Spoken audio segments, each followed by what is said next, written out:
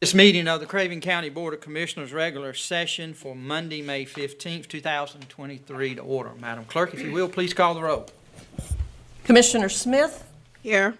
Commissioner Howard, Here. Commissioner Hunt. Here. Commissioner Mark. Commissioner Mitchell. Here. Vice Chairman Bucher. Here. Chairman Jones. Here. Ladies and gentlemen, I'm going to ask you, if you will, please, let's all stand together as Mr. Grady will lead us in prayer. Then I ask you to remain standing for the Pledge of Allegiance to the American flag. Almighty and eternal God, you have blessed us with creation and made us fellow workers in bringing about your kingdom. So draw our hearts to you, so guide our minds, so fill our imaginations, that we may have insight into your purposes for our county, and wisdom and determination in providing for its future, that in all our works begun, continued, and ended in you, we may glorify you in our care for all your people. All this we ask in your holy name. Amen. Amen. I pledge allegiance to the flag of the United States of America and to the republic for which it stands, one nation, under God, indivisible, with liberty and justice for all. Welcome all of you here this morning. Thank you for taking your time to be at this Board of Commissioners meeting, which is your meeting. For those that may be viewing online, we welcome you this morning. I would ask that those in attendance, if we could, to make sure that our phones are on silence, and I had to do the same to not disrupt this meeting, and we would appreciate that. Commissioners, you have before you your agenda packets. Are there any items that you desire to add or pull from today's agenda? Hear none, do I have a motion to accept the agenda? I have a motion and a second. I would tell you that and I don't think we have to add this to the agenda, but I am going to put a chairman's privilege at the beginning. Is there any objection to that? Hear none, we would add that in with approving the agenda. We have the motion and a second to approve the agenda. Any further discussion on the motion?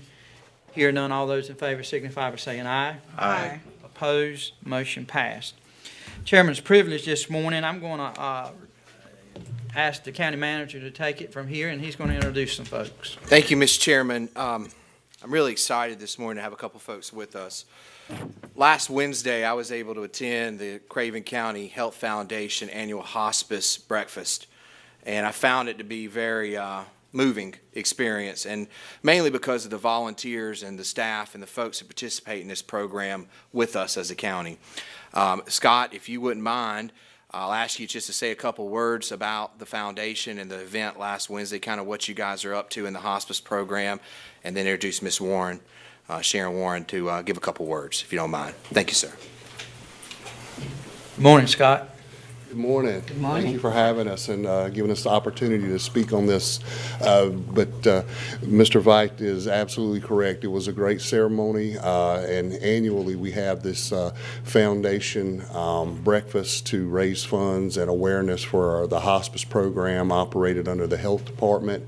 And we have a foundation, a public health foundation that was set up back in 1997, which is separate and apart from the county, that gives folks an avenue to donate their funding to a 501c3 outside of the county government, and that way they are assured that it goes to the programs operated for which they donate. And it was started as a hospice fundraising arm years ago, and we have a separate foundation board, and our board chair, Ms. Sharon, is here, and she can definitely speak more to some of the particulars about what has gone on with the foundation. So I do not want to steal her thunder. Ms. Sharon Warren.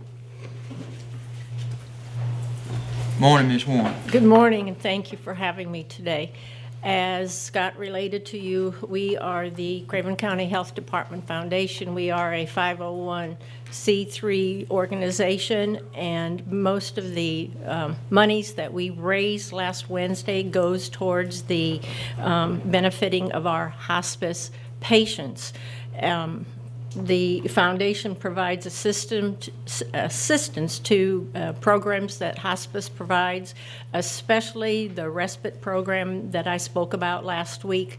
In this respite program, the CNAs provide 6 hours weekly to our hospice families. We don't consider just assisting the hospice patient, we consider assisting the entire family.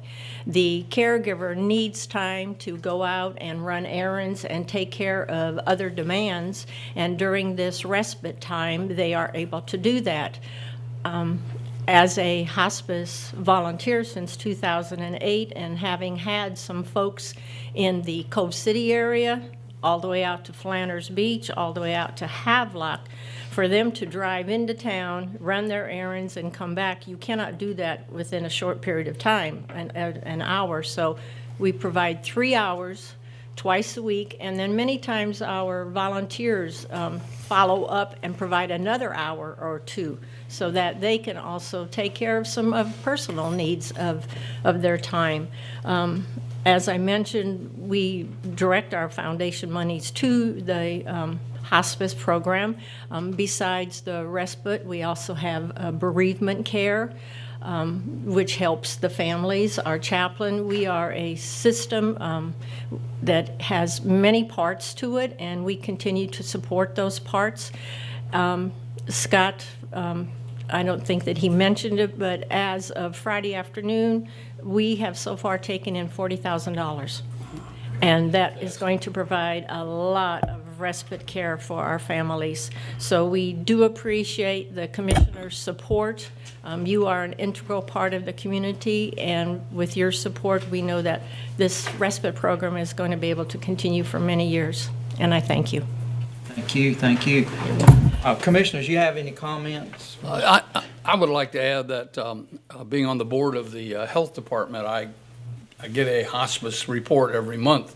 And for the public's information, at present, we have like 35 people, roughly. That's what it was a week ago. Yes. 35 people in hospice care by our county hospice department. And the nurses in that group are fantastic. One of my friends recently passed away, and he was in hospice care for about 2 or 3 months. And it was just terrific, the care that he got. So from a personal standpoint, I'm very pleased with what the hospice group does, and especially what you and the volunteers do. Well, thank you. To help them. Yes, the nurses took care of approximately 140 patients last year, giving them personal care, quality care, and compassionate care. And if I may add one more thing, to show our support for all of those families, we have a memorial service that we would welcome all of you to come to. We usually have that at the beginning of December, and it's a way of putting some type of closure to all of those families. St. Paul's Catholic Church has been our host church the last couple of years. The Tryon chapter of the Embroiderers Guild of America, they provide these 3x5 pillows with a dove on it with the name of their deceased loved ones. We have a tree that they then put the pillow on, and we have our service. And then that tree goes to, and Captain Raddy's has been our gracious host the past couple of years. That tree is on display during the month of December, just to make the public aware of Craven County Hospice, which is your hometown hospice. And then we afterwards deliver those. So we are constantly involved with our patients. Even after the memorial service, that doesn't mean that we follow with them a whole year. And then if they need more help after that, we will also provide it. So again, thank you so much. Thank you. Other comments? I would just say on behalf of my family, hospice cared for my grandfather in his last few months of his life, and could not have asked for a better group of individuals. They were extended family to us. And you're correct. The chaplain, she reached out to me for over a year, and corresponding and checking on the family and making sure that we were okay. So I highly recommend to any family that's going through having to deal with that at this present time. Craven County Hospice is a wonderful organization. I've got one of these little envelopes Yes. that were provided at our tables last week for Craven County Hospice. Anyone that, and I'll just put a extra plug Thank you. in for you here, anyone that would like to donate to the Craven County Health Department Foundation, as you said, it's a 501c3, and Craven County Hospice Fund, they can send it to P.O. Box Drawer 12610, and that's Newbern 28561. And I know they could probably go to your Facebook page for the health department. You probably got some of this information there also. So one more question for you, and then I've got a question of Scott, if you don't mind. How many serve on your board? Do you? We have 12 members on our board, 12 directors. 4 of those come from the Craven County Health Department within itself, and then we have 8 other members, including myself from the community. A lot of us are retired professionals. Some of them are still current businessmen, and women. We meet quarterly. And for example, we have a board meeting tomorrow, and then we will discuss whatever needs there are at the time, and we help however which way we can. And if I may add one more plug, every one of our foundation members Wednesday had a table. Great. Well, I know I can speak on behalf of this board. Please relay to your board our appreciation for your service and for what you do. Thank you We so thank much. you. Thank you. Scott, if I could, I got an extra question or two for you, if you don't mind. So through the years, and I think you hit on it just a minute ago as you were had your opening comments. I remember for some years ago, this foundation is sort of an umbrella, if I'm correct, for other donations that may come to the health department. And correct me if I'm wrong, but just like if someone I've heard in the past wanted to give to the animal shelter is an example, I think. So explain to us how other donations are given and how they're handled. Exactly, yes, sir. This foundation really has given us another avenue, because some grant opportunities require 501c3 rather than a local government status. So this gives us a vehicle to apply for those types of funds. And also, as you mentioned, if somebody wanted to donate to the animal shelter, then this is where the money would go. Last calendar year, the foundation was gracious enough to spend over $31,000 towards the animal shelter, and year to date this calendar year it's over $17,000. So a lot of that money goes towards veterinary care, supplies for the animal shelter, equipment for the animal shelter, and we've also had worked with other departments within the county. We've had Parks and Recreation run money through the foundation. We've had a DSS grant run money through the foundation. We had North Carolina Farm Bureau a few years back donate some money towards access to care, primary care. That went to the Public Health Foundation. So it provides us a wide array to do some of the things that undergird and support the health department. You're accounting for this, I reckon, is Miss Nicole.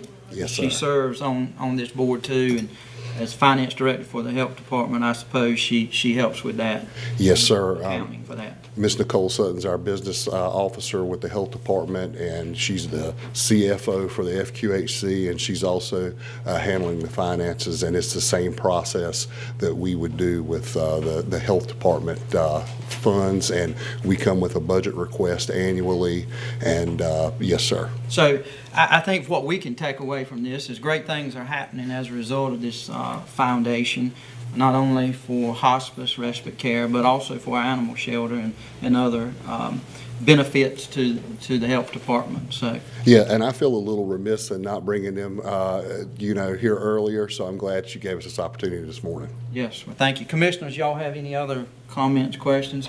Commissioner Mitchell, I know, do you have anything? With it, thank you, Mr. Chair. I'd just like to repeat your comments. We use Craven County Hospice for when my father passed away as well. They were wonderful, and we donate regularly, my husband and I, to the animal shelter arm of the foundation. It's a great organization, and it's nice to see it put up there, and it's nice for the citizens of the county to know about it. Thank you, ma'am. That's all. All right, County Manager. Yeah, Mr. Chairman, I think it's unique that Scott and Sharon are here with us today. But I do want to remind the board, this will not show up in your budget book. So this is funding that's outside of county government that has their own, accounting process and everything. So don't expect to see this money later today, just to make sure folks understand that. Okay. All right, thank you again for being here and taking your time. Thank you, Scott. Thank you. Appreciate it. All right, Commissioners, the first item we have as regular business is the consent agenda. You have there before you the May 1st, 2023 regular session minutes. You also have the tax releases and refunds. Are there any consent agenda items that you desire to pull? Here none, do I have a motion that we approve? Make a motion that we approve the consent agenda. Second. I have a motion and a second to approve the consent agenda. Is there any discussion on the motion? Here none. Madam Clerk, if you will, please call the roll. And Mr. Attorney, I may have made a mistake already. I think all votes today, since we have remote, should be by roll call. Do we need to go back and address the approving of the agenda?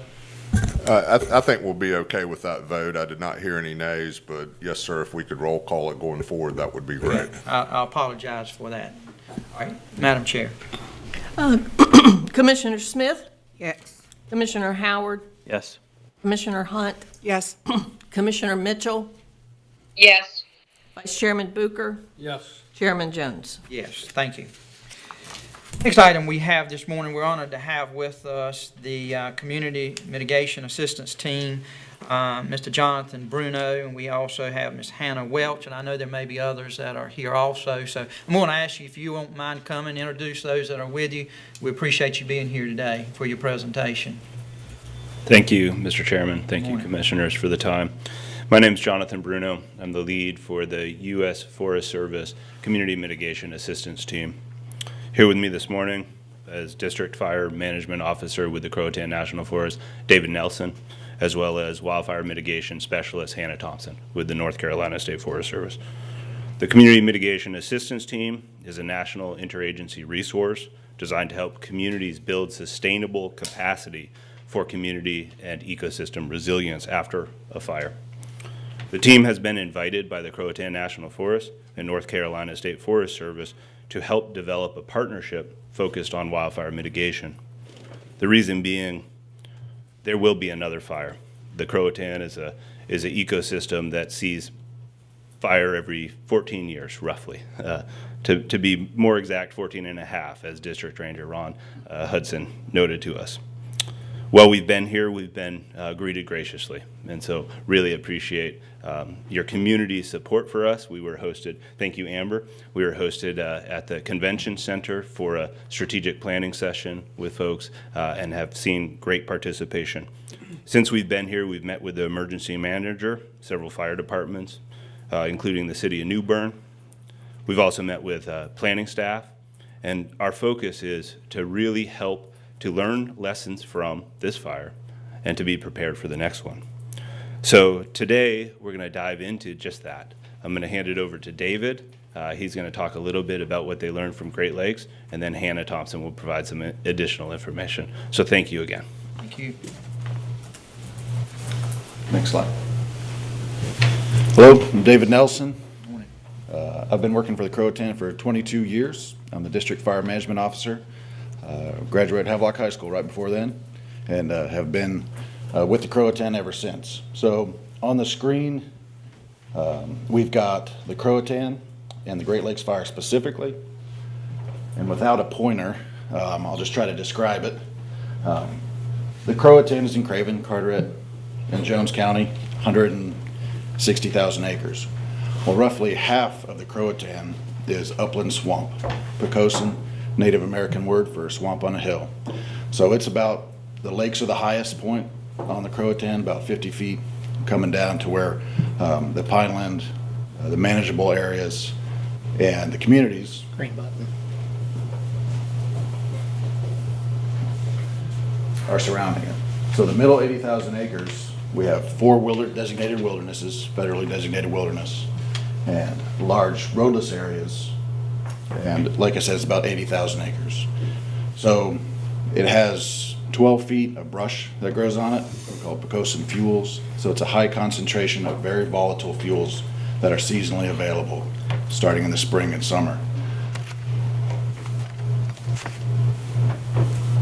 And then surrounding it, we have a kind of a patchwork of ownership that are around all of our communities and within the Croatan Could Fire you Ship. repeat it on that one for us? Yes. Like I said, 80,000 acres of Pocosin fuels. So it's wax myrtle, gallberry, bay, and it burns very intensely. So when it burns, you can have flame lengths of over 100 feet. So 120-foot flame lengths coming towards you. When the Great Lakes fire happened, as an example, it moved over 11 miles towards the communities of Croatan, Riverdale, all the areas in between Cherry Point, Havelock, and James City. So it ran from the southwest, where Craven, Carteret, and Jones all meet, in one day and one night, 11 miles towards these communities. So, and then the following day, we had a wind shift, and these are all wind-driven fires. So then it came out of the south and were burning towards all the areas south of the Trent River. New Bern, Bryce's Creek, Perrytown, Island Creek, some into Jones County, Blue Water Rise to burn on Carolina Colors. So there's a high fire potential in the middle of the Croatan, and we have surrounding the upland swamp are longleaf pine, some forests where we can go in with timber sales, thinning. We have endangered species, red cockaded woodpecker, and the main focus that we have is hazardous fuel funding that we get allocated every year for prescribed burning. So earlier in the year, with our hazardous fuel money, hazardous fuel reduction money, we burn in between the high hazard Pocosin swamps and the communities. So between last year and this year, we had burned roughly 8,000 acres. And the Great Lakes fire hit our burn from last year and the burn we did this March and stopped the forward progression towards the Highway 70 corridor. When the wind switched from the south, like I said, it burned up towards the Bryce's Creek area. We don't have manageable land adjacent to the Pocosins to the north. So we don't have areas where we can burn with longleaf pine to the north. So it did burn onto private property, and we utilized the Weyerhaeuser system of roads to burn out in front of the flaming front. So, and that's what stopped its progression towards Bryce's Creek. It did spot over 1.25 miles away from the main head coming towards the communities, and we were able to get that spot at 4 or 5 acres. And that's why you'll see this area right here, we burned out prior to that flaming front coming towards the communities. So fire return interval is something we talk about. This is 32,000 acres. The remaining 50,000 acres are still available to burn. Well, in this area specifically, south of Catfish Lake Road, it burned in 1994 for the Fish Day fire, it burned in 2012 for the Dad fire, and now in 2023 for the Great Lakes fire. So we know the fire return interval between 12 and 15 years, but this one specifically is 14 and a half. So we know in 2037, this could happen again. And what can we do as a forest, as land manager, and now, but the fire doesn't stop at agency boundaries. So what can we do in our communities to make our homes and communities more safe? So we have that discussion internally with our prescribed burning, and we know it works. So we can restore the longleaf ecosystem, and longleaf is a pine where we safely, with low intensity fire, do underburns. So the forest is still intact, and it's a healthy forest ecosystem. Where the 100-foot flames hit that, it dropped down to less than 5-foot flames, and then we were able to catch that. So that's how it stopped that progression towards Highway 70. All right, I'll pass it on to Hannah. Thank you. I have a question before you leave. Yes. You named 3 different fires, and how are they different? Because they were burning the same land, is that correct? Yes. So why are the names different? Just like hurricanes? But you just give it a name when it comes in? That's right. Yep. Yep. The incident commander, the initial attack incident commander, so Okay. who's in charge of the initial response will name the fire. Okay. And so Gotcha. that's why those are just different names. Every fire we have has a name. Has a different name? Mm-hmm. Okay, thank you.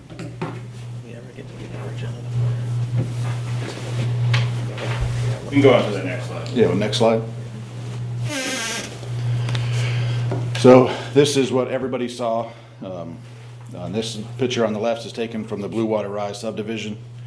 And what we have is developments that are encroaching closer and closer to the Poquoson areas. In some of those areas, we have a buffer of manageable timberland in between that's Forest Service ownership.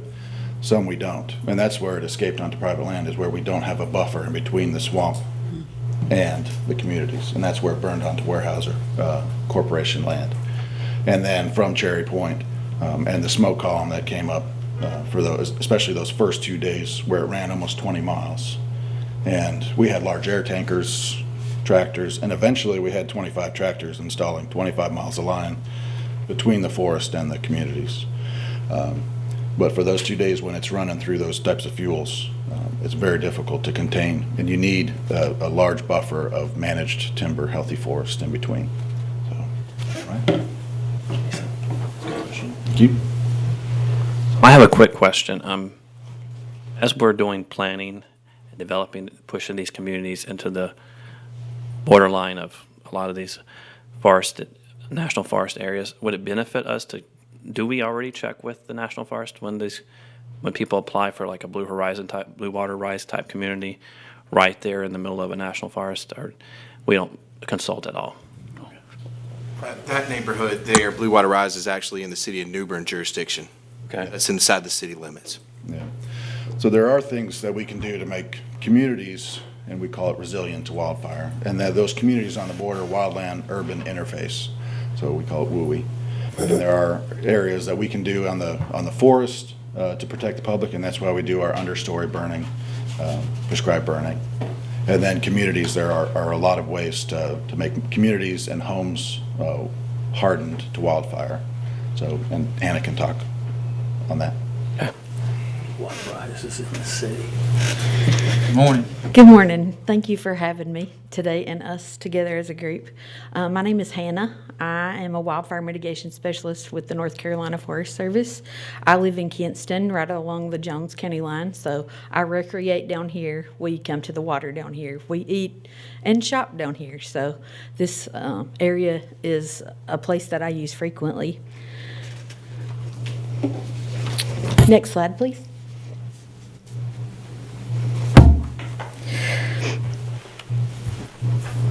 I think we need to go back one slide, sorry. Our slides are out of order. Yeah, we're missing one. That's okay. Next slide, please. We'll go forward. I apologize. So to start, the collaboration and partnership between the North Carolina Forest Service and U.S. Forest Service has always existed, as well as relationships with fire departments and others in your area. But as a result of this fire and the things that David spoke to, we believe that a partnership is necessary, a greater partnership, to focus on wildfire mitigation here to keep communities safe. First, we would like your support as we look to create the Croatan Fireshed Partnership. We will also need your support as we update critically important plans, such as the Community Wildfire Protection Plan, or plans, and then the Emergency Operations Plan. Your leadership is necessary as we work to empower residents to prepare for all hazards. And we believe that a community that's ready for wildfire is also going to be ready for the next hurricane and the next storm.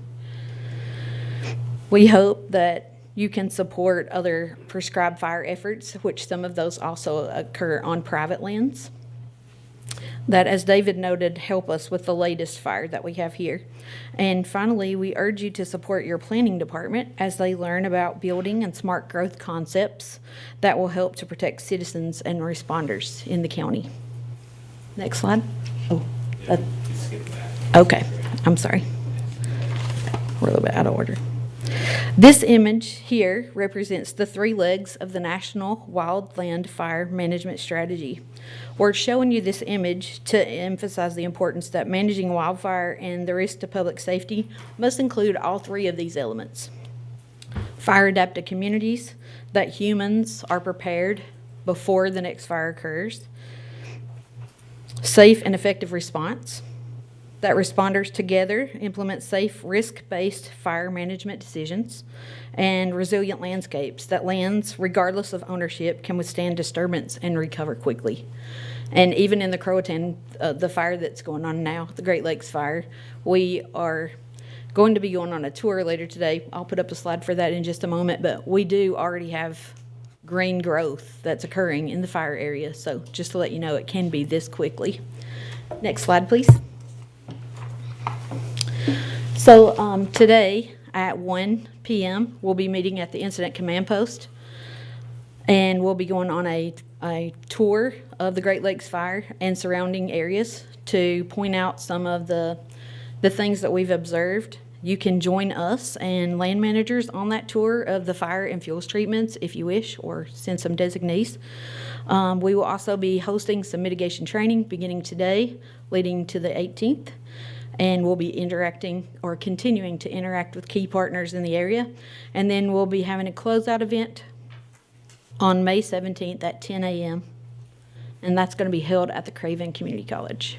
So if you would like to attend to it with us, we would appreciate that, and thank you for having us today. Thank Are you. there any questions? Questions?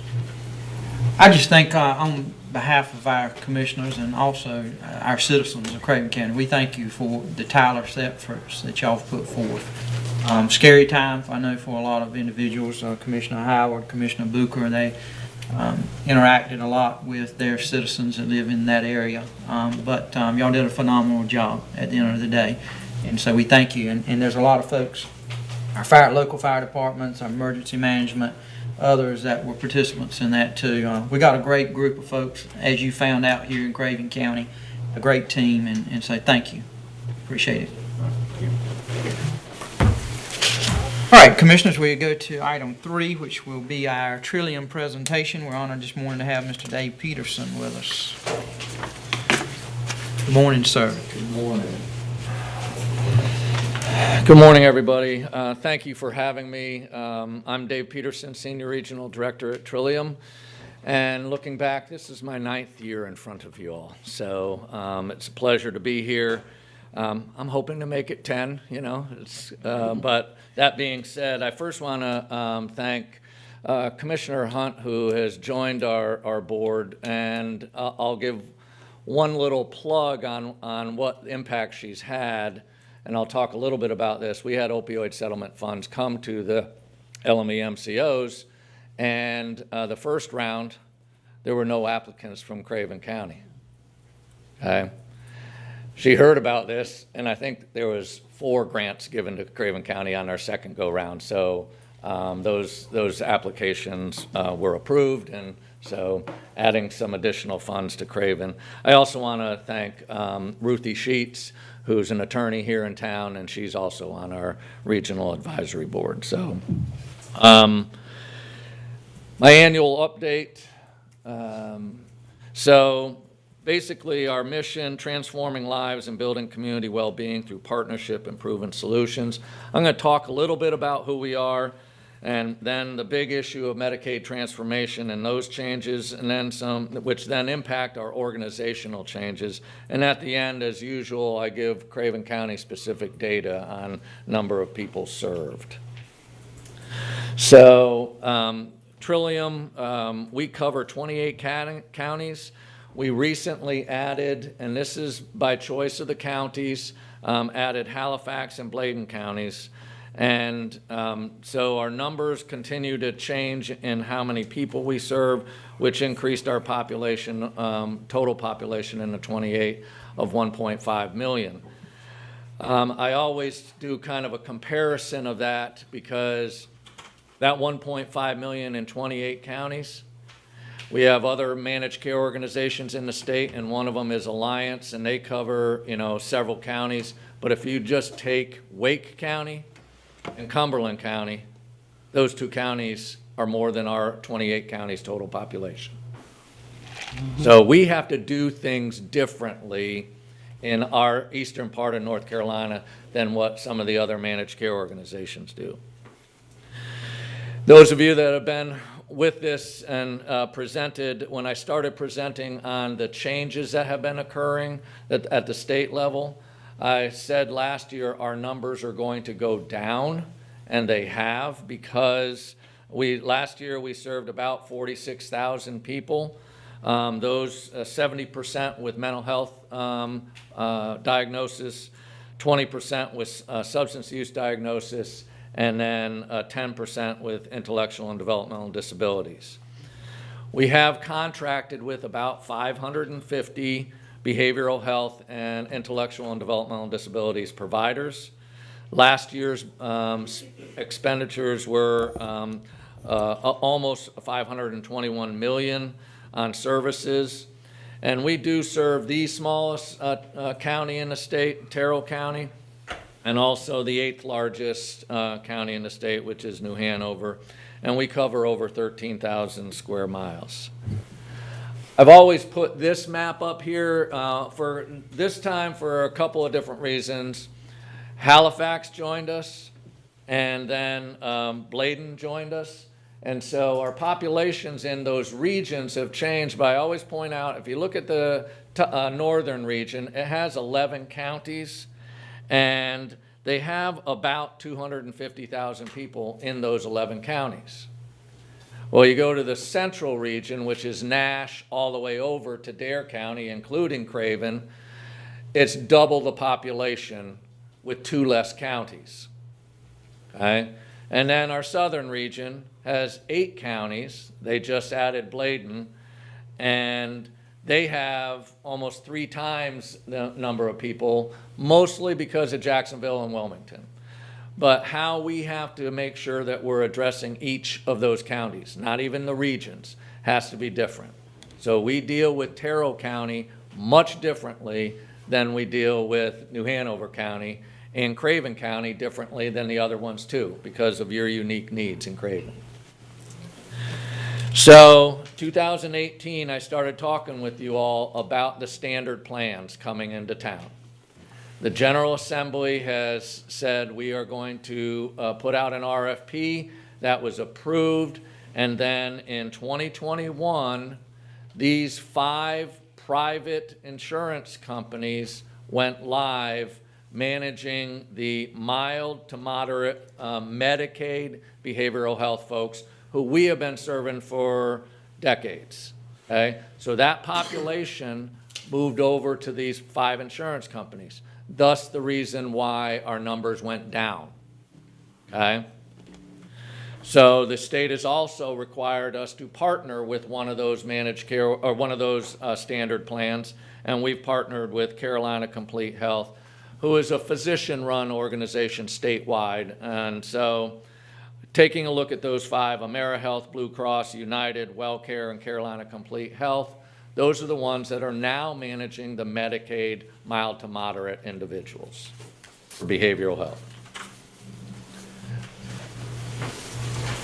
So the tailored plan, those were the standard plans I just talked about. We're called a tailored plan.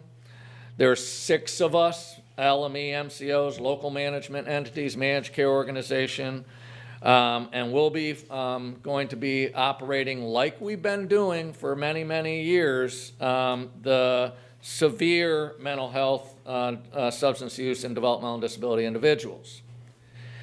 The original date that was supposed to go live was July 1, 2022. And then they postponed it to December 1, 2022.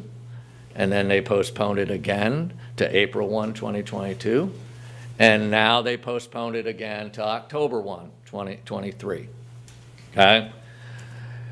We have passed all of our requirements, all of our metrics to go live on April 1. But obviously that's passed.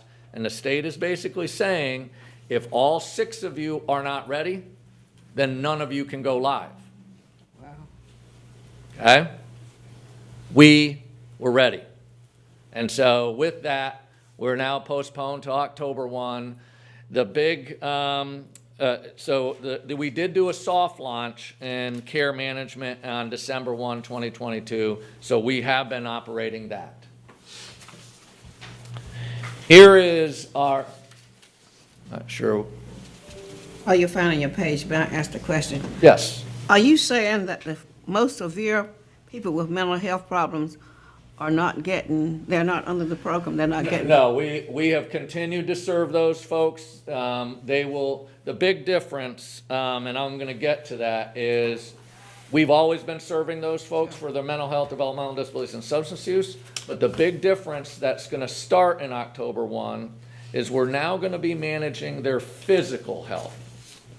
Their COPD, their heart issues, any arthritis, any diabetes, anything like that, which we have not done before. So they don't have two insurance companies, they're just gonna have one. Gotcha. So that's our map. As you can see, Trillium covers the light green, and we have a large number of counties along with our land mass that we have to cover. But, you know, there's one other managed care organization, which is VIA. They have some of the light blue, and those, you know, they have a couple more counties than us, but it's nice to have all of ours, like the entire East Coast, right? So, December 1, 2022, we started our care management, like I said. Here's the big difference, though. Like I said, we have to now cover the physical health piece. We have care managers that are experts in mental health, okay? But are they experts in physical health? They have to learn that, or we have to hire people that do know that, okay? So the other requirement that the state has put on is that we now have to contract with every single pharmacy. Your pharmacy, everybody's pharmacy in this room, Trillium now has to have a contract with, okay? Because of the medication management that occurs for people with disabilities. So that's over 2,000 pharmacies. The other thing that we are required to do with this tailored plan is to contract with every primary care office that does Medicaid. And in Eastern North Carolina, most of the primary care offices, your doctors, they do private insurance and they do Medicaid, so we have to have a contract with them.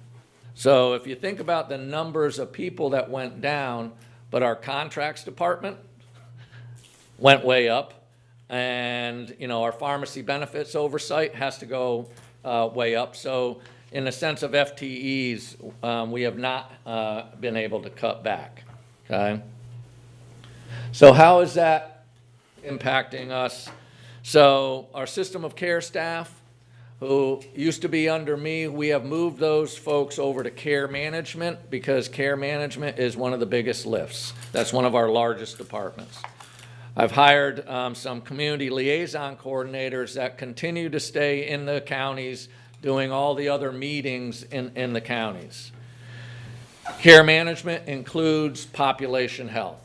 It's not just those 3 disability groups. It now has to manage the whole person. Like I said, we have contracted with Carolina Complete Health, and we're really working hard on trying to get, and as you may have seen in the news, there are some agencies that have not contracted yet with all the MCOs. And so we're really working hard on trying to get the hospitals and health departments signed on. There has not been a problem with health departments. So we appreciate the health department here in Craven County signing up with us. There's a lot of more Q&A on our website. Some additional changes. One of the requirements to tailor plan, we used to have a phone number for members to call us and then a 9-to-5 number. The phone number for members to call us was 24/7. Well, with this tailored plan, we now have to have a separate pharmacy line just for pharmacies to call us. We now have to have a provider line, and in my view, a provider used to be those that did mental health services. Well, now providers are those that also do primary health. So the doctor's offices, we have to have a provider line just for them. We have to have a separate nurses line. We have to have a member and recipient line like we have been, and a behavioral health crisis line, which we have been. So if you think about that infrastructure change on what our call center needs to look like, we've had to add 3 new lines. Care management, like I said, is dealing with the whole person, but with that being said, we've added some specialty areas. We've added a emergency department disposition team. Way too many people use the emergency department as their primary care service. We've got to get folks out of the emergency department. So we have an ED disposition team that checks every single hospital every day and makes calls to them and or looks up online whether we have any members in the ED to try to get them out. We also have a Department of Juvenile Justice care management team because we want to do some prevention of folks earlier on so that they aren't in the system forever. We have also a rapid access care coordination team, which then deals with folks that are at the highest level needing services, intense services right away. So quickly, just some project updates. Like I said, the opioid settlement projects, Craven County went after some money, and I'll need to ask Jack after if you all have gotten yours yet, but you guys got a good chunk. I don't know if the check's been written yet, so I'll try to find that out. We also are right in the middle of purchasing Narcan naloxone kits, and Craven County will be getting some of those. I've been doing that for about 8 or 9 years now, so Jack decides where they go in Craven County. We do have some mobile clinics that are opening up in our more rural counties, and those are for folks that can't get to appointments. And so we've been doing that. We have started a tribal engagement process, and I'm the lead of that. So we're visiting the different tribes and their leaders to see how we can better support the different tribes.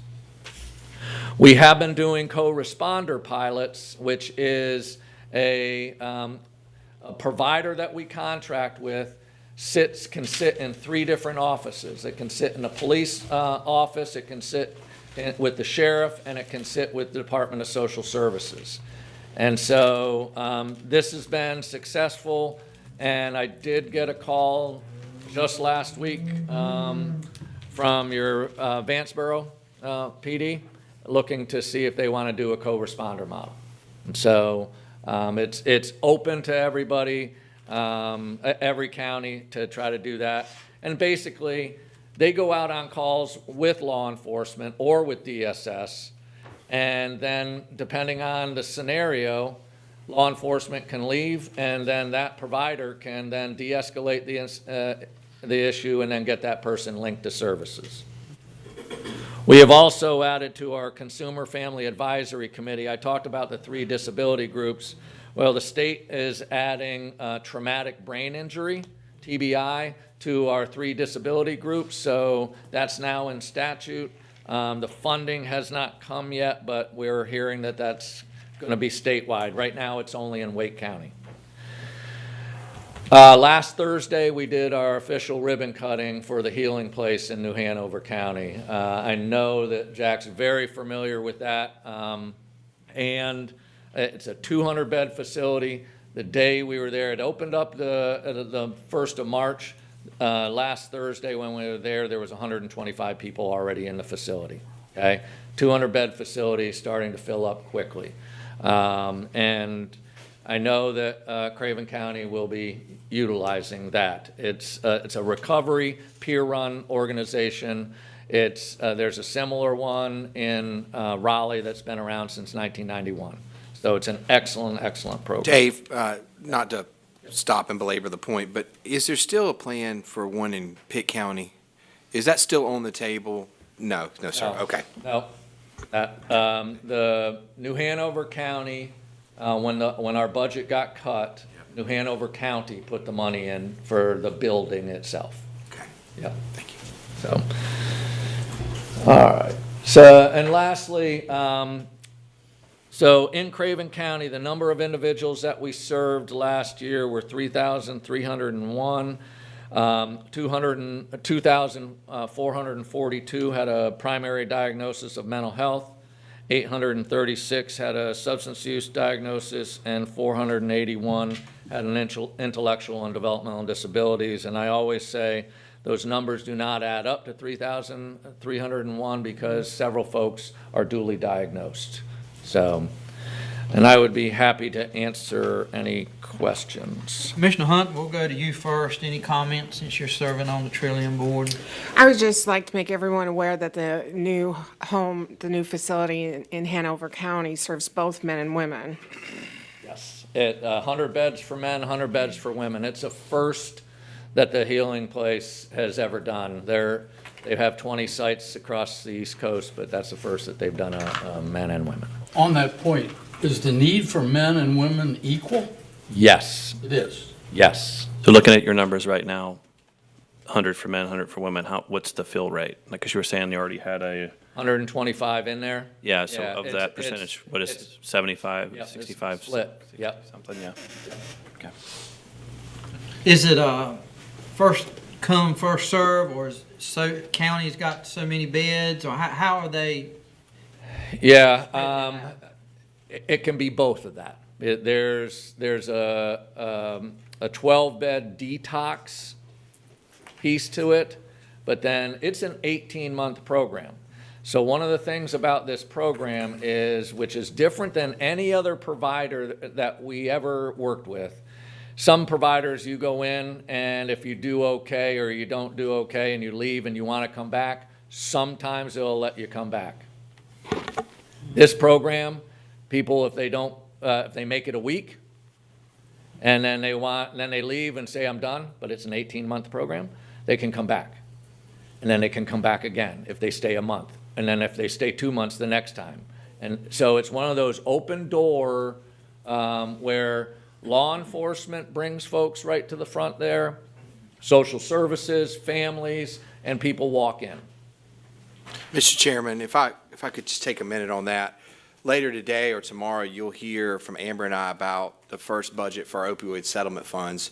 And one of the items that's in there is a placeholder for funding for the Healing Place in New Hanover County, working with their county manager, Mr. Coudray, and determining what access we can have and what funding we need for that. But Amber and I felt it's vital. Long-term recovery has been the biggest need that we've gone without for so long. And this opportunity now for men and women, and I will tell you there's a lot more facilities for men than there are women right now. So this is a huge advantage for this program. So we will talk to you about funding about that later today. You know, Dave, you already know this, but for those that may be listening, most of our commissioners serve on a nonprofit or some type of substance abuse board. I think this Board of Commissioners has championed trying to do everything we could towards the opioid crisis. This past weekend, I was at an event, and I had a lady come to me and just share her heart about her child. It's everywhere. It's no discrimination against age. Educated, uneducated, it affects everyone. And as we go around, the more and more that we do, and I'm telling the choir, I mean, you see it every day, 24 hours a day, but we're seeing it more and more of how many folks it is affecting. And so it's great to hear. A long-term facility is what we've needed for so long, especially in the eastern part of this state. And so our commitment will be to try, I feel like, I can't speak, we hadn't discussed it yet, but I think our commitment is to do everything we can to support every effort, especially these long-term. So, other questions, comments? I have a question. You spoke to getting people out of the emergency room. And now, does that mean that you are connecting with private doctors, private services? How are you? What is the plan there? Yeah. To me, it seems a mammoth job to. That's a very good question, Commissioner. So we have, our ED disposition team has a psychiatrist and then licensed clinicians working on, okay, what is the diagnosis of that individual? What are the services and supports they need? And then how, They determine that when they go to the emergency room, or when they, Well, when they pick that up. we only get them when they're in there. I got Okay, you. Mhm. and so we check all 20 hospitals every day if any of our members are in there. And then they say, okay, here's the hospital, here's the individual, what's the diagnosis, what's the history, and then what services can we get them into the community? So they have to have a mental diagnosis prior to you picking them up. If they're in the emergency department and they are one of our members, and so yes to they would primarily have either a mental health, developmental disabilities, or substance use diagnosis going in. My reason for my question is sometimes, from my experience, it's very difficult to get a person with a mental problem to accept that they have and accept that service.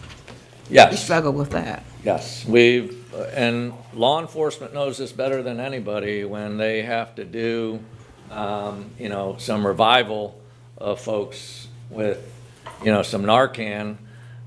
I don't know what the percentages are, but some folks say, yes, I want to go into treatment right then and there, and some say, no, thank you, thanks for bringing me back to life, I'm going back home. Commissioner Mitchell, do you have anything? No, I do not. Thank you. This is a very helpful brief, and I'm excited about the Healing Place. All right, thank you, ma'am. Hearing nothing else from commissioners? Dave, thank you again. Appreciate what you're doing. Thank you. Appreciate you being here today. And thank you, Commissioner Hunt, for your service and for helping out with what he talked about. That's great. All right, departmental matters. The first item we have is social services. Ms. Tanya Jordan Davis, welcome this morning.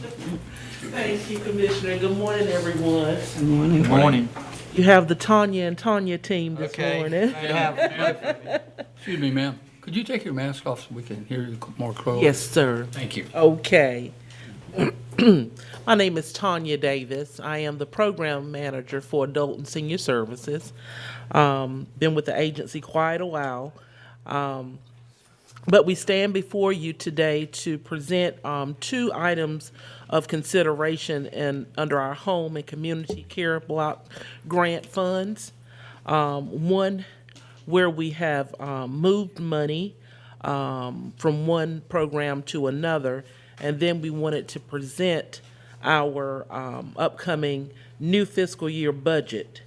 And I've asked Tanya Cedars to assist me this morning with going over your paperwork that you should have already received.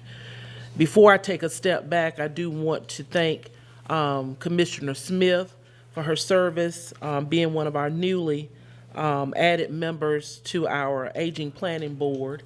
We thank you so much for your participation, and we thank you, Commissioners, for your support over the years in this much-needed program for our seniors. At this time, I'll turn it over to Tanya to go in specifics of this. Thank you. Good morning. Good morning. Thank you for allowing me to be here today. The first item is the budget amendment for this current fiscal year. The funding is all within the Department of Social Services. So we've had a great increase in the number of participants that go to lunch at our senior center. And we've had we have had not as many participants through our home delivered meal program. So in order to cover the need that is there in the senior center program, we have taken some of the home delivered meal dollars to pay for that extra money. Additionally, at the beginning of the fiscal year, when we were planning for this year and what we wanted to do with this money, we had allocated $2,000 rather to the Veterans Department so that they could open up or start an information and options counseling program. In order to begin that program, there is quite a bit of training that's necessary. There has to be a certified options counselor available, and the funding that is given can be used towards that goal. So we were in hopes that that was something that we could do. For this fiscal year, the VA department was unable to use the $2,000, mainly because a lot of the training that they had to go through, honestly, is at no cost.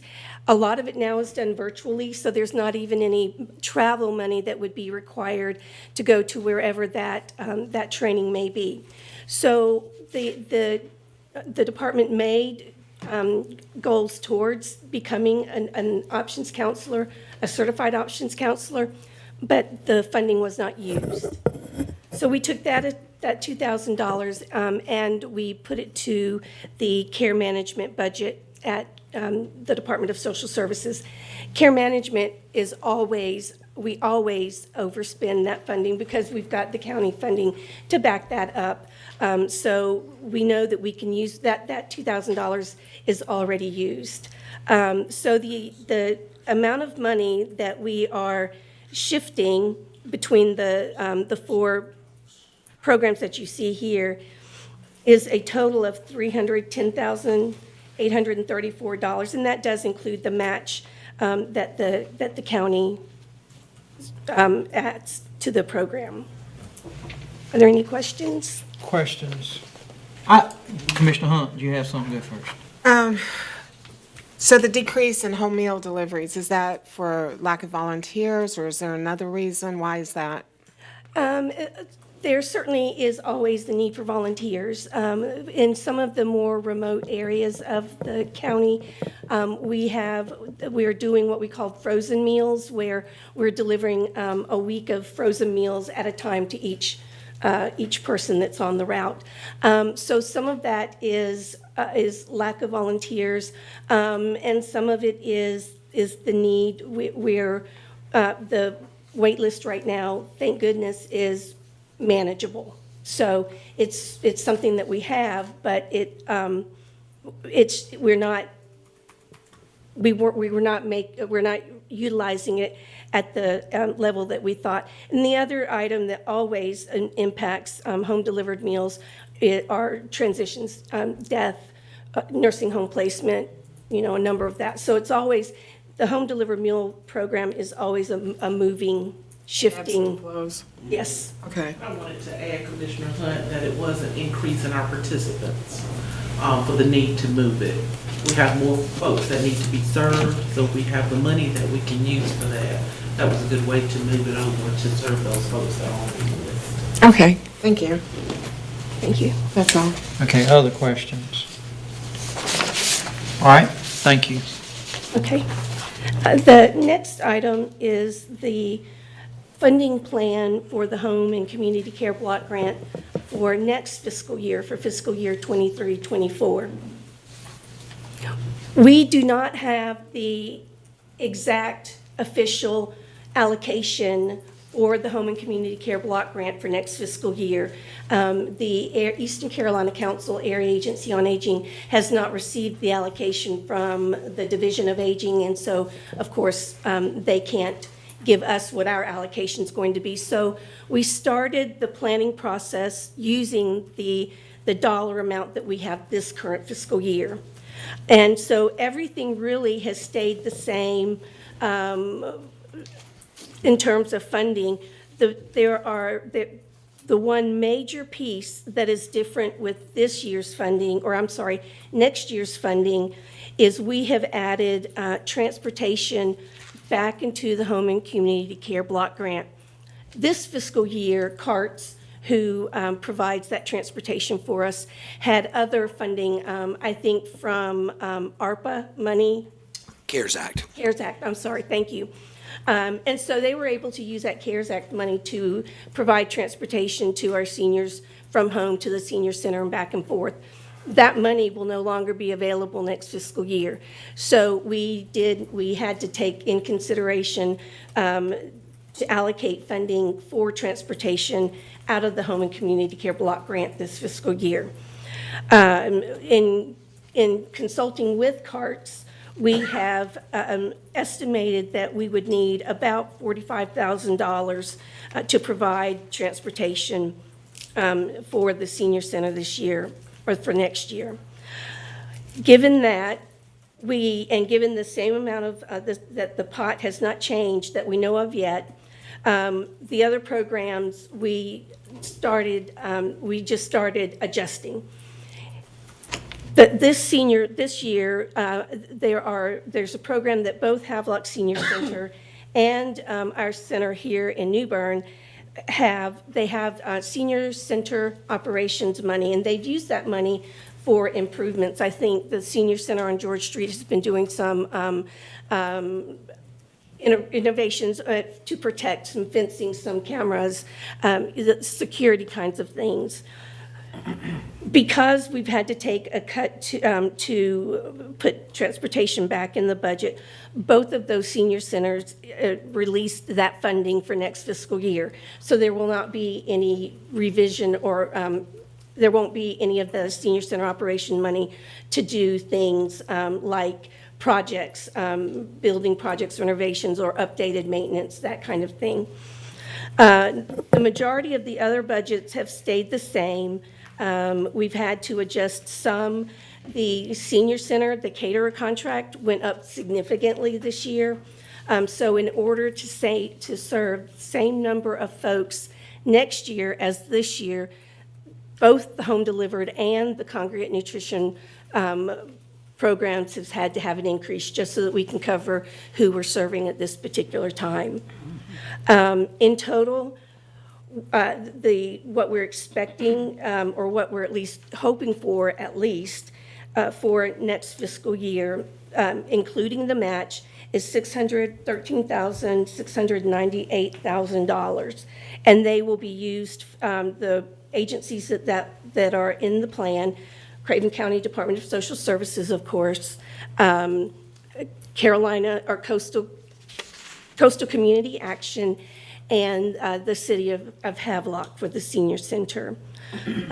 We did not include veterans in this budget, again, because of the inclusion of transportation and the increase in the meals. And one other point I would like to bring: in years past, CARTS has been an agency that we have served. So CARTS has had their own allocation. This year, it's going to be much easier for DSS to contract with CARTS for the same exact program. So nothing changes for the seniors. They won't see a difference. It just makes a lot of sense for both of our agencies, because we do so much of the administrative stuff is so much of the same. Everybody has to do an assessment. Everybody has to count the unit.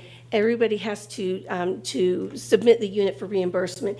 And so instead of two departments doing the same thing, it just makes sense for us to figure out a way to do that together. So DSS will be entering into a contract with CARTS to provide transportation. Okay. Any questions on that? All right, thank you.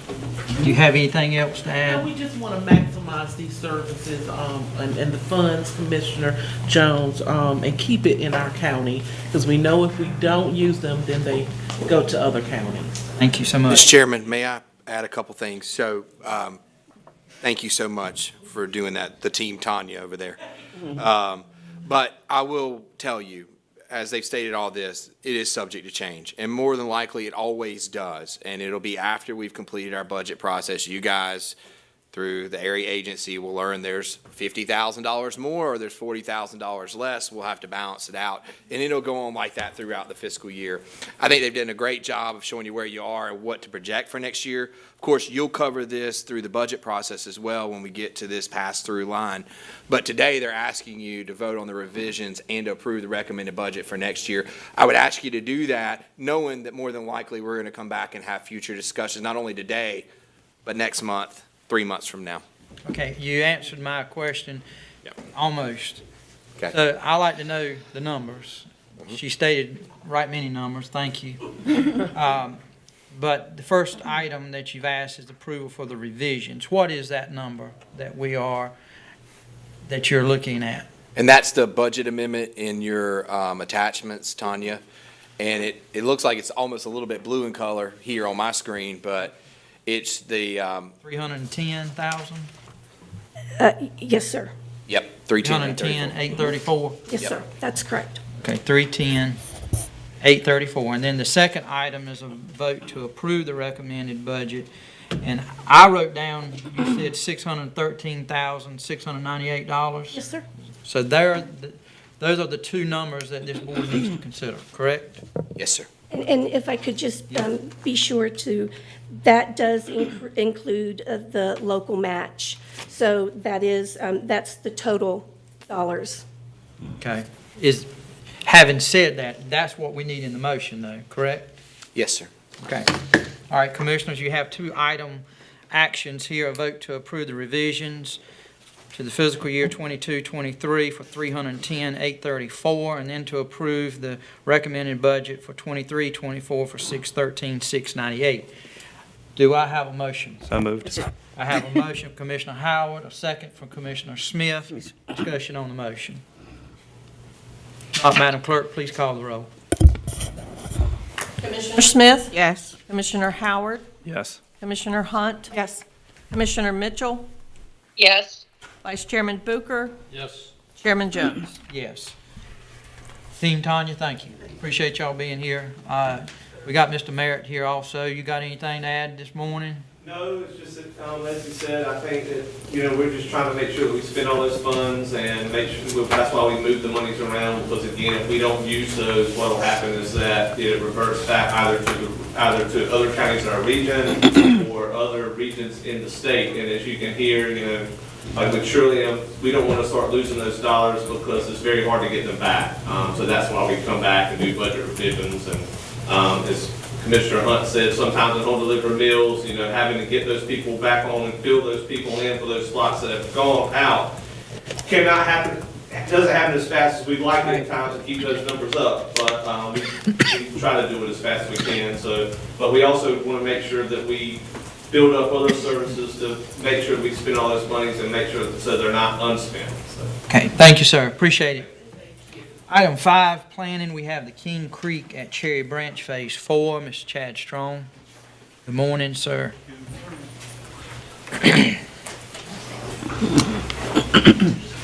Had one subdivision for approval this month. The planning board met on May the 4th and recommended the following subdivision for approval. King Creek at Cherry Branch Phase 4.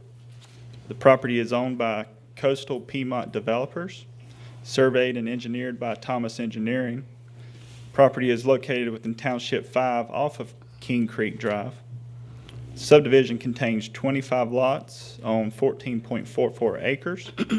The lots will be served by Craven County Water and individual septic systems. There will be a new road in this section of the division going by the name of Noble Court. And I got some maps here to show you. General location, that's the Neuse River to the north.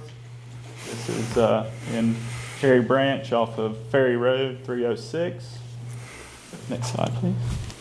Here's some pictures we took last week, just showing the construction that has taken place. Roads are in, the drainage are in. They just got through hydroseeding the ditches when we were on site. The power company was in there, and maybe even some cable or internet were in there plowing in those utilities. So next slide, please. Just more pictures of the condition of the subdivision as of last week. And something new that, well, I won't say new, in the last 3 or 4 years within subdivisions with mailboxes in close proximity, they're requiring what you call a gang box arrangement. That's coming from the Postal Service. And so the developer has to put in an extra apron there in order to get off-road access so that folks can get their mail out of their individual boxes. And it's usually within 200 to 300 feet of most of the housing within that subdivision. So, any questions or comments? If there's not any questions or comments, there'll just need to be a vote in order to approve this subdivision to move forward. Commissioner Smith. My question is, does this road qualify for state approval to turn it over to the state if they choose to do so? Yes, ma'am. What we did in this situation is there was extensive test taken by the engineer, and Mr. Thomas is in the audience here today. We got those reports on the testing of the road. The design met the NCDOT requirements. What we have to wait, and it's the age-old thing that it would really be best if DOT could go ahead and take them over right now, but they have to wait to a minimum housing number of houses on those streets. Then we have to support a resolution. The board supports a resolution that's sent on to NCDOT. All that information that the engineer, the county, and the resolution that is put in a packet, it's sent to the North Carolina Board of Transportation. At that point in time, they'll adopt the road for their continuous maintenance. Thank you. Commissioner Hunt, this is in your district. You got any questions? I don't have any questions at this time. Other questions from the board? The only thing I have, you have down here that it's going to be served by individual septic systems. Some of these lots are less than a half an acre. How are the septic systems on each lot, or do you have a septic system that's going to serve for the whole community? It's going to be on individual lots. How in the world can you put a septic system on less than a half an acre? The environmental health regulations is you got to have at least 15,000 square feet per lot. And it takes individual site assessments, and the environmental health department goes out and evaluates. So you have to have an initial system and the repair area. So that area has to accommodate those two. It seems very tight. I agree. Seems mighty tight. I mean, all the septic systems I'm seeing out in my end of the county, I mean, it looks like it's taking 1/10 of an acre or more, with the lines that they're making you put in. So, well, I hope it's not something that we come back years later. This is nothing, Mr. Thomas, about y'all. It's just, this is something I hope to come back to bite somebody, and that's probably not the correct word I need to use, but to be a concern years from now for future boards. Same thing I was thinking, because we have the same issue, and I thought there were minimal acreage requirements that went with that. Yeah. All right. Question. Yes. One more question. Is it meeting minimum standards or in a leeway? Talking about the road construction? I'm referring to the septic system now. Well, from a developer standpoint, if they can get a system on a tract of land that meets the minimum criteria of the subdivision ordinance, which is 15,000 square feet, and they can get it to evaluate for that, they're not going to try to go much over that. They're not going to go any further than minimum. Because that means more lots that they will be able to have and be able to market. Mr. Chairman, I think, and this is a reoccurring theme, particularly in this community area down there, is you probably have the minimum qualification to get a septic system in, right? But the key component here is a repair area. I mean, there's a need for that. And what happens is you've got a repair area, but 3 or 4 sales from now, no one's going to know that. No one's going to remember it. And they're going to go put a swimming pool or an outbuilding or dig a ditch or whatever they want to do in there, and that repair area is gone. So then you get in these complicated, how do we remedy a situation where someone's gone against what was in the original plan, and now they're stuck, basically. And I think there is an instance of this already in this community.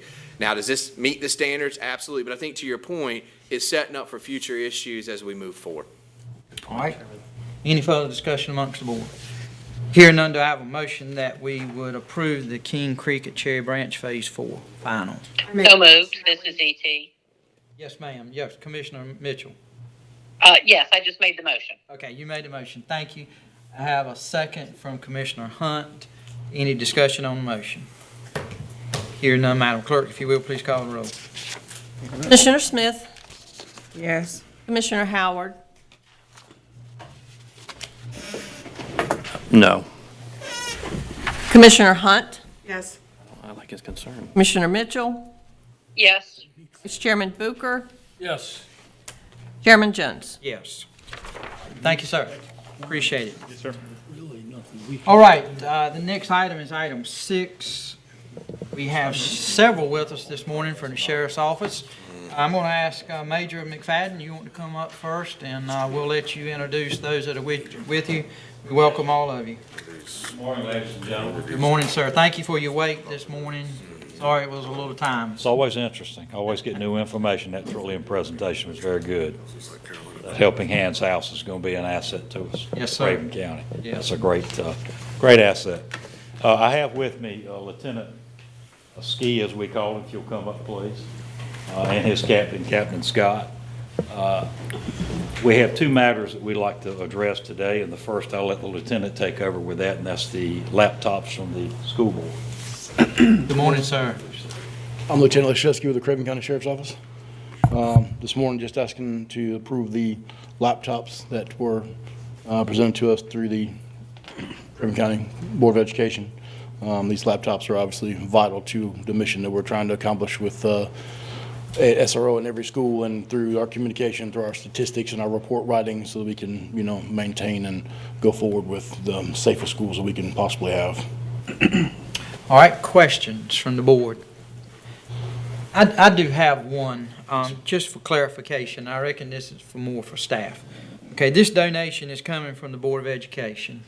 We're going to, are they going to have it on their books? Is it on our books? On our books? So they purchased the Panasonic Tough Books, 29 of them. They have turned those over to Craven County IT for cataloging, programming, and I believe maybe even getting ready for installation through DOCS. So this will actually become Craven County government property. It will become It's a our full property. transfer. This is what I should have asked it in this manner. So when the life of these donations is ended, Right.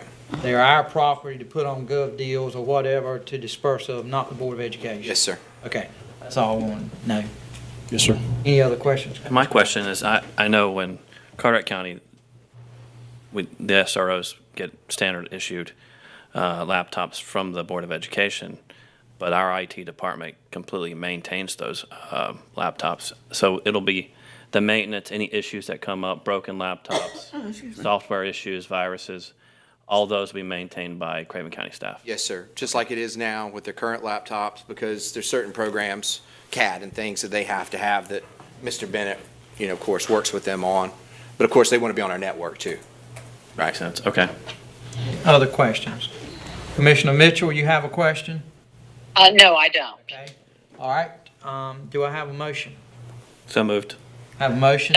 Second. I got a second that we accept the donation of the laptops and the other items that would, the adapters and the docking stations. We have the motion. We have a second. Any discussion on the motion? Hear none. Madam Clerk, if you will, please call the roll. Commissioner Smith? Yes. Commissioner Howard? Yes. Commissioner Hunt? Yes. Commissioner Mitchell? Yes. Vice Chairman Bucher? Yes. Chairman Jones? Yes. Thank you, Lieutenant. We appreciate that. Thank you very much. Thank you. The second matter that we have today is the request for the adoption of a new lease for a vehicle. We have reserve deputies who are certified law enforcement officers who have to meet all the requirements to maintain their certification, including annual training. One of those is a local individual, Mr. Ebby Howard. We entered into a lease with him. When these reserves come in, of course, we have cars that are dedicated to deputies, and we are always short on spare cars. He offered almost 2 years ago to purchase a law enforcement vehicle that would be used both for his reserve service and also as is needed by the sheriff's office. That lease was entered into a 3-year lease. He has since replaced that vehicle recently with another Chevrolet Tahoe, and we are asking that that original lease today be terminated at his request, and that the board accept a new lease for the period of 3 years under the exact same terms and conditions, which are that he's totally responsible for all of the financial responsibilities with that vehicle, up to and including fuel, tires, maintenance, and so forth. And we would ask the board to approve that lease for a period of 3 years. Okay. Any questions from anyone? Are we ended the old lease? The old lease will be null and void, and then the new lease will, once approved, will come into effect. Yes, ma'am. All right, hearing no questions, do I have a motion that we would terminate the current vehicle lease and approve the new for Mr. moved. Howard? Okay, we have a motion. I have a Second. Second. Discussion on the motion. I would just say Mr. Howard and others can help contribute a lot by volunteering their time, and also with him by volunteering and giving of a vehicle to assist. It's a great asset. It's a great asset, and I have seen him on the road helping out our sheriff's office, and I'm very appreciative for what he does and others too. So, Chairman, the Howards are known for their generosity, so. I hear you, sir. All right. Hearing no further discussion on the motion, we will ask the clerk to please call the roll. Commissioner Smith? Yes. Commissioner Howard? Yes. Commissioner Hunt? Yes. Commissioner Mitchell? Yes. Vice Chairman Booker? Yes. Chairman Jones? Yes. Thank you very Major. much, ladies and Have a gentlemen. good day. Thank you, gentlemen. Appreciate you, what you do.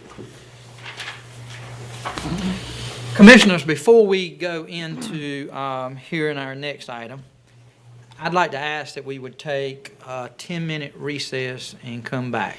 Okay. Or we'll do it sooner than that, but no longer than 10, all right?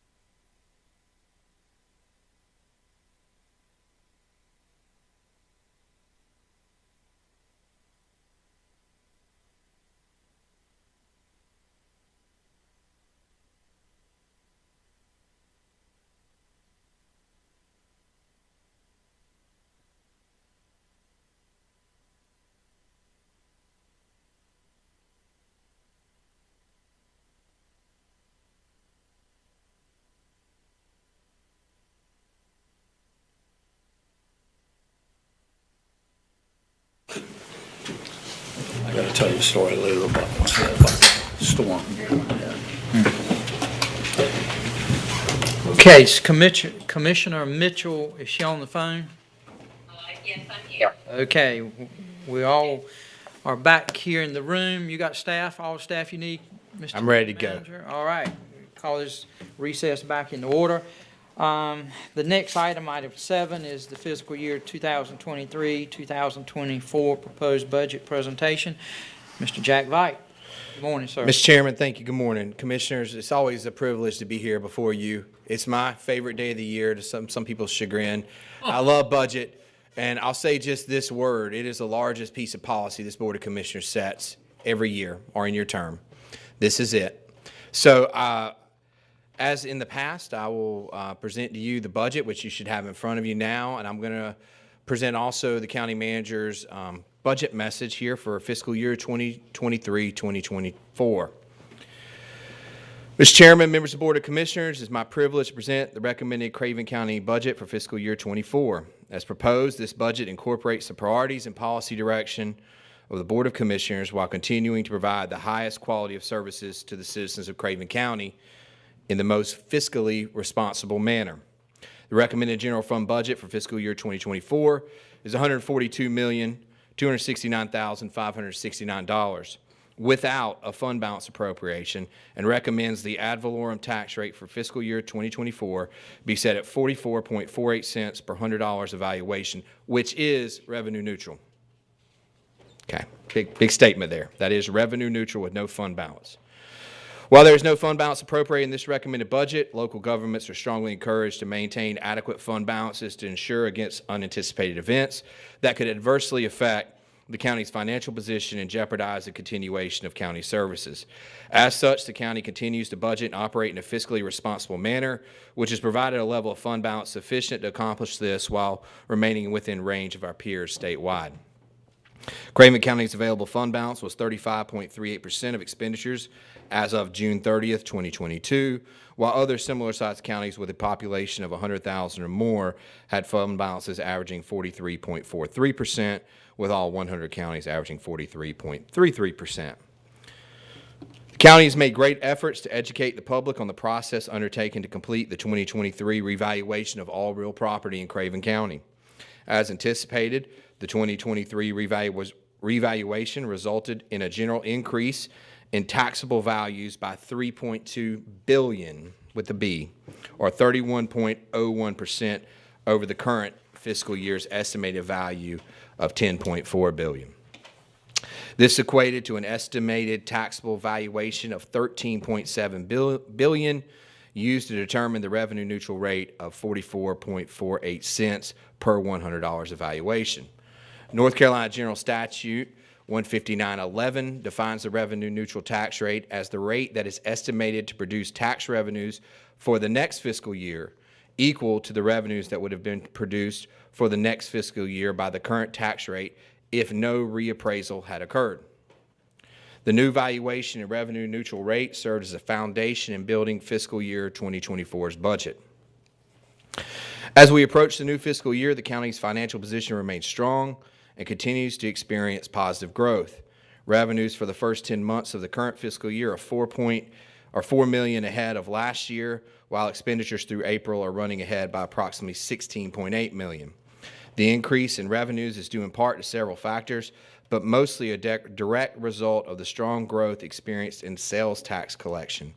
These revenues continue to exceed expectations, as collections year-to-date are running 9.7% ahead of last year through April. We have experienced record-setting growth in sales tax over the last couple years. This trend is not expected to continue at this level, however, some growth is anticipated. Additionally, the county's experienced enhanced revenues from multiple other sources during the year, including $1.4 million more than anticipated from Medicaid sales tax hold harmless distribution and $1.5 million in interest earnings. While the economic conditions continue to trend positively, there's continued economic strain related to inflation, personnel shortages, and supply chain challenges. These economic strains continue to make our economic condition volatile in future budget projections. Expenditures for the first 10 months are higher than the same time last year, with the largest increases occurring in general government, health, and public safety.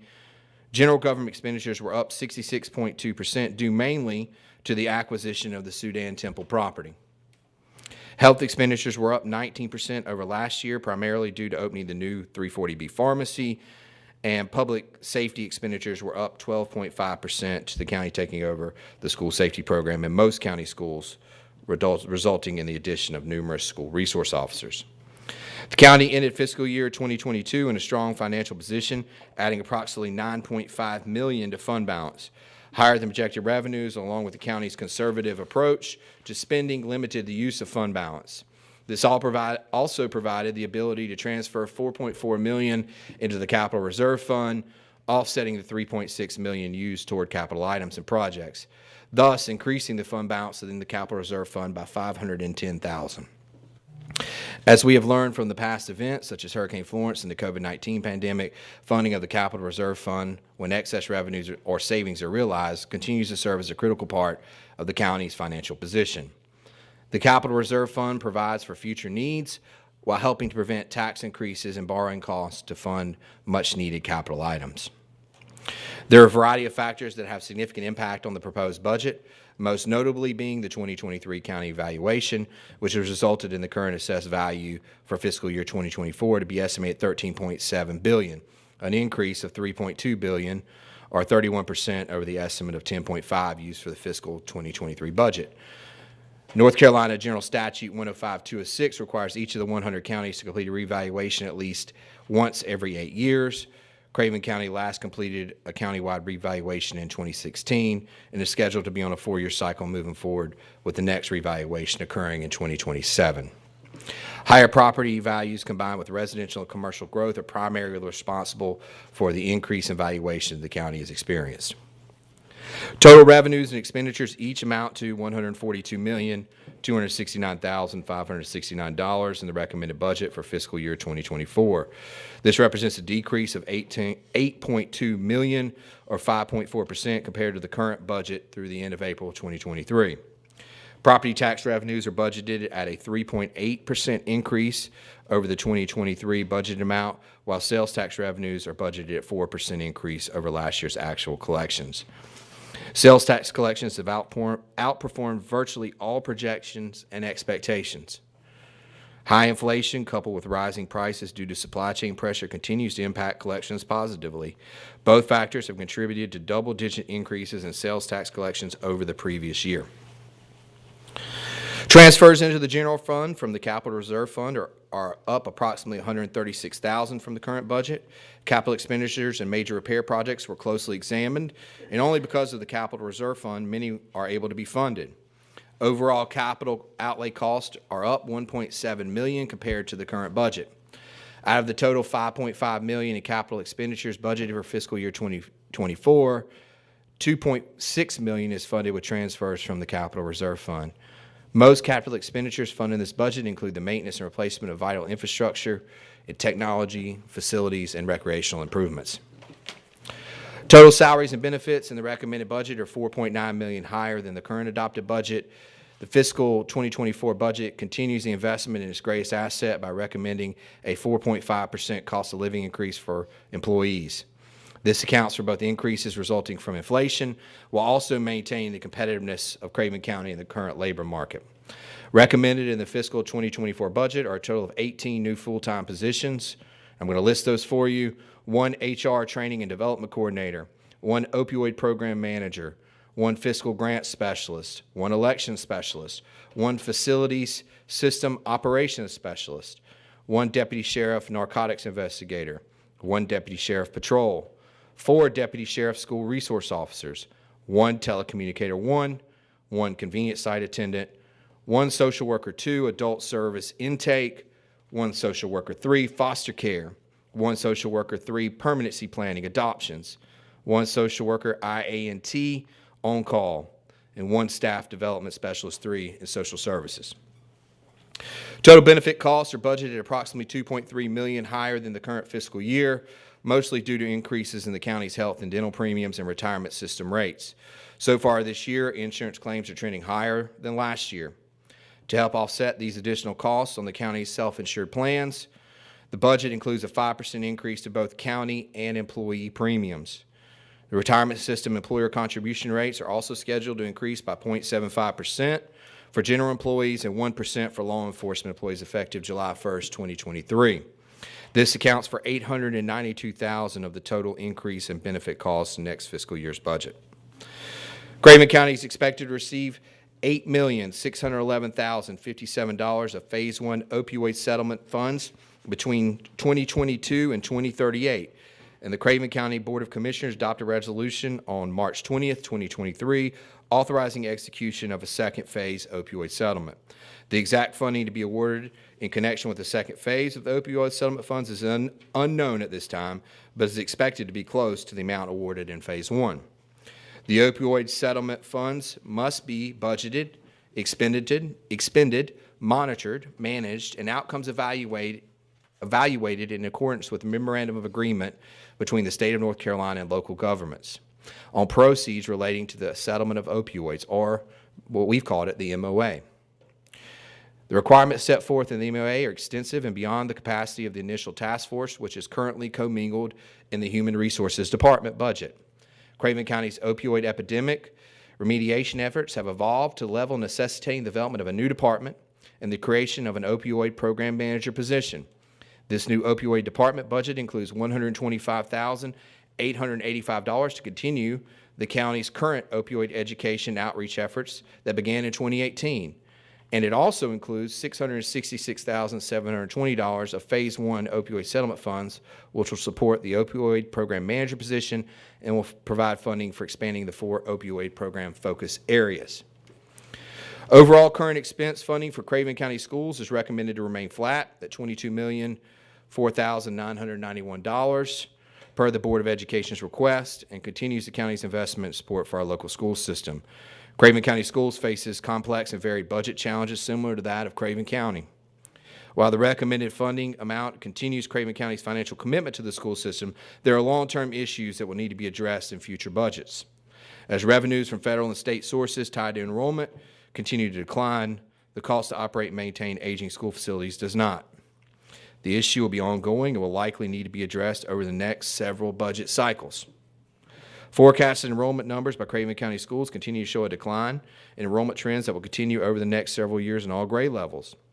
The current budget request funds the retirement system contributions at 25.71%, healthcare premiums at $7,932 per employee, and the local supplement at 10.5%.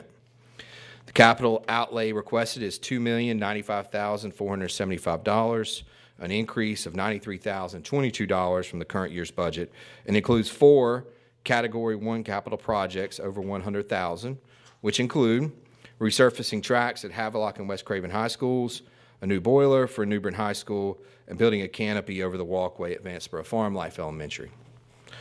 There are various other capital repairs and enhancements throughout the school system, including boiler replacements, fencing work, and intercom upgrades. And also included in the capital outlay amount is $890,000, which continues the funding for the system's Apple iPad lease agreement. Proposed budget funds Craven Community College requested current expense at $4,304,125, which represents an increase of $239,504 over the current year. The requested increase will go towards additional operating and personnel costs for salaries, retirement, health benefits, utilities, and insurance. Capital outlay for the college was budgeted at the previously agreed upon baseline allocation of $500,000.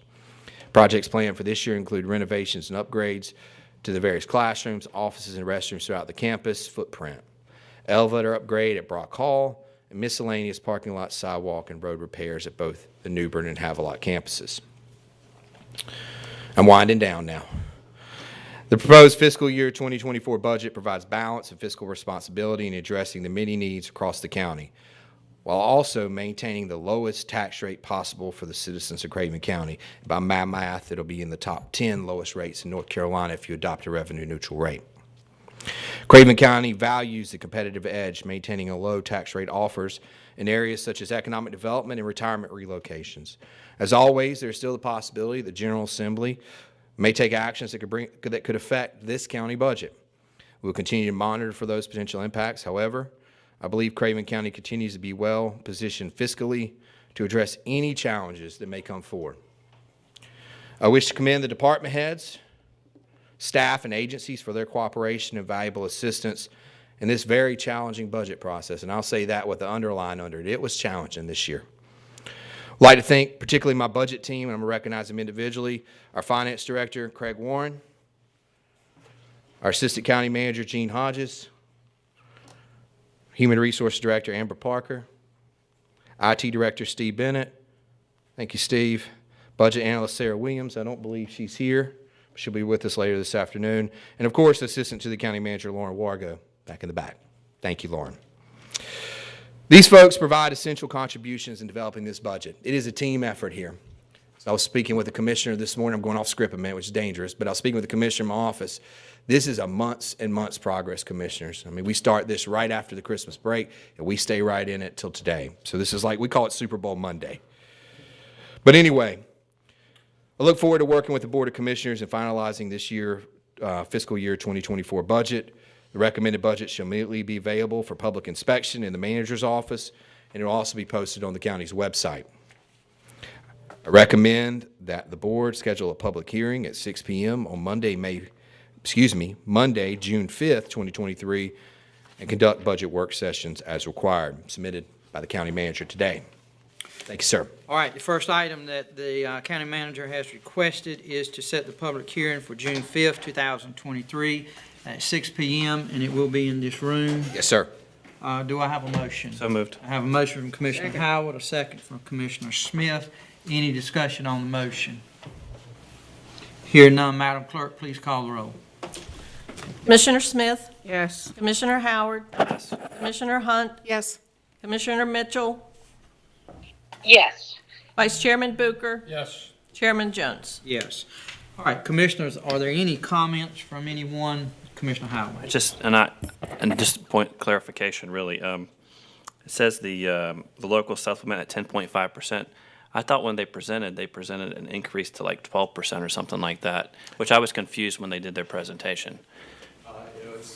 When they presented, they said the finance officer, Denise, had mentioned a 0.5% increase on the current supplement, which is 10%. So they're 10.5%, okay. Yes, sir. Okay. Other questions, comments? Commissioner Mitchell, do you have anything? No, Mr. Chair, I do not. Okay. All right. So after this regular session today, we will recess, allow staff opportunity to change the room around for the budget process, and then we will come back to begin budget discussions. Correct? Got it. Yes, sir. All right. Thank you. Sir, thank you. All right, Commissioners, item 8 is appointments. You have pending, current, and upcoming appointments. Does any commissioner have any pending appointments that they'd like to bring forth for consideration? Okay, hearing none. Staff, I will just tell all commissioners, I met, and I hope I'm not repeating myself, I did meet with staff week before last. We went over this list, and they are working on trying to get some clarifications on a number of these. I know commissioners have some individuals who they'd like to appoint to make sure that we have everybody in their correct position, and so we will. They will get that information back to us. We'll try to get this budget process over, and then we'll get back on that. All right. Hearing nothing on pending, we will now go to current. You have there before you the Juvenile Crime Prevention Council. You have the first one is a Health Department appointee, Ms. Roger, who seeks reappointment. What's the desire of the board? I recommend we reappoint her. Okay, we have a nomination of Ms. Roger. Do you have additional nominations from the board? Hear none, we will set by acclamation. The next applicant is Ms. Bullock, who seeks appointment as the sheriff designee. I nominate Ms. Bullock. Okay, we have a nomination, Ms. Bullock. Do I have additional nominations? Hear none, we will set by acclamation. And then the applicant of the Lieutenant Lewinsky, who was here today, who seeks appointment in lieu of Sheriff Hughes. Sheriff Hughes did discuss this with me. He cannot serve on but X number of boards, he's told by the state, and so he would have to step aside to allow someone else to serve on this. Do we have I recommend Steve. okay, we have the nomination of the lieutenant. Are there additional nominations? Here none, we will set by acclamation. Next would be the Craven County Social Services Board. We have Ms. Gwen Bryan, who does seek reappointment. I nominate Ms. Bryan. Okay, we have a nomination of Ms. Bryan. Are there additional nominations? Here none, we will accept by acclamation. Are there other current that we have forgotten? Any commissioner have? All right, here none. You see the upcoming terms expiring in June and early July. Please take note of those. There are a number of them to discuss. Any additional nominations, discussions today under appointments? Here none, we will now go to the county attorney's report. Mr. Grady. No report, Mr. Chairman. All right, thank you, sir. County manager's report, Mr. Vite. Mr. Chairman, I said a whole lot this morning. I'll say a whole lot the rest of this week, so I'll spare you any Okay. additional time right now. All right, thank you, sir. Next, we will now go to commissioners' report. Which commissioner would like to begin today? I have no report, so. Okay. Move me. All right, Commissioner Howard, thank you for starting us off. Commissioner Mitchell. No report. All right, thank you. Commissioner Smith. I had a town hall on May 8th, and I think it was a successful town hall. I'd like to thank the citizens for coming, and also the employees for their great presentations and clarifications of assignments and departments and their work. So I really thank them very much. Look forward to having another one not soon. Thank you, Commissioner Smith. Commissioner Hunt. Well, after the last 2 weeks of being on a roller coaster ride between college graduations, fires, clean sweep efforts, power outages, and so many other things, good, up and down, up and down. I look forward to everything being calm for the next 2 weeks while we go through budget. Thank you, Commissioner Hunt. Vice Chair Booker. Yeah, the only thing I have is that we had a great group of Boy Scouts that participated in Clean Sweep in James City. We cleaned up, as you, I guess it would be the right side as you're going from New Bern, behind the Food Lion. We walked all those streets and picked up a lot of trash. So thank you to the Boy Scouts that participated. Thank you, sir. As Commissioner Hunt referenced to, it's been an eventful past week in Craven County, definitely with the water outage down in Township 5. I commend staff for all that they did. I know you took a lot of calls. You did a good job in trying to communicate, as did staff. Something that happened that was not county's fault, but I think for the efforts that were put forth to try to ensure that folks had drinking water, you did the best job you could. And I know it was inconvenience to many, but thank the Lord it's back up and running. I think I've heard the boil the water advisory is not on the table anymore. We're not having to do that, so that's good. I commend everyone, our water department, thank you. Fire departments also, they played a great role, emergency management, Can so I just thank you. say those Yeah. departments for the record? Township 6, Township 7, and the Harlow Volunteer Fire Departments, certainly invaluable effort that night, getting it hooked back up. Thank them all. So, also, I want to state that same night, or same day, we had the storm that went through the Vanceburg area. County manager and myself rode through last Wednesday morning. There are several areas, communities through the Vanceburg area that really suffered. It also went over, I think, over into the Bridgeton area, Fairfield Harbor area. I did not tour those areas. The county manager did, as well as the vice chair. He's looked at that, but it was a costly storm to many. But I think I rode through yesterday, again, looked at some of the roads, and I also want to thank our fire departments that represent those areas, Tri-Community, Little Swift Creek, the Vanceburg Fire Department, they all work tirelessly through the night, and Duke Energy, I commend them for their efforts also. And the last thing I will state to Commissioner Howard, Commissioner Hunt, myself, had the opportunity of joining Commissioner Mitchell for the salute to our veterans on May the 9th. Commissioner Mitchell was the keynote speaker. A great event. I really enjoyed that. We've got a lot to be proud of in Craven County of our military installation. Also, for all of the veterans that we have and active servicemen and women. We're a blessed county. It was a great event, and appreciate Commissioner Mitchell's comments she brought to everyone there. So I appreciate the opportunity to participate also. All right, Commissioners, anything else to bring before the board? It's 10:31. We're going to take a 30-minute recess. I'd ask everyone if they would be back in this room by 11 o'clock to begin budget discussions. Hearing nothing else, we'll take a 30-minute recess.